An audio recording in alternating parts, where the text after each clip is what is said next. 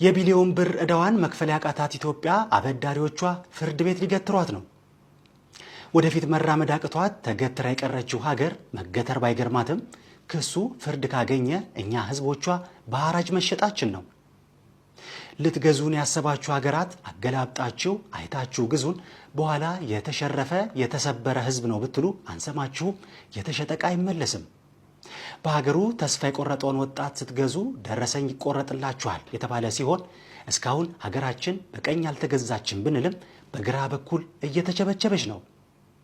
በኢኮኖሚ እላይ እንሰቅላታለን ያሉት ተበዳሪዎች በገመድ እያሰቀሏት ሲሆን ልጆቿ እርስ በእርስ ከሚበጣጠሱ ሸምቀቋን ቢበጥሱ የት በደረሱ። የእርሻ ቦታዎችን ለማዘመን በማሰብ በበሬ ይታረሱ የነበሩ መሬቶች በድሮን እየታረሱ ነው። በሬውን ትቶ ድሮን መጥመድ የጀመረው አዲሱ አሰራር መዓት ያለውን መፍትሄ ወደ መሬት እያወረደ ነው። የዘራውን ዘር ለማሳደግ ምቹ መሬት ያላገኘው ገበሬ ማዳበሪያ ሲጠይቅ መደበሪያ እያወረዱለት ነው። ለዘመናት ከሰማይ ዝናብ ሲጠብቅ የነበረው ገበሬ ያልጠበቀው ነገር እየዘነበበት ሲሆን በከፍተኛ መጠን ጉዳት እየደረሰበት ያለው ሰብል ትኩረት ካልተሰጠውና በጊዜው መታረም ካልቻለ ወደፊት የሚበቅለው እህል ቂም የያዘ ነው።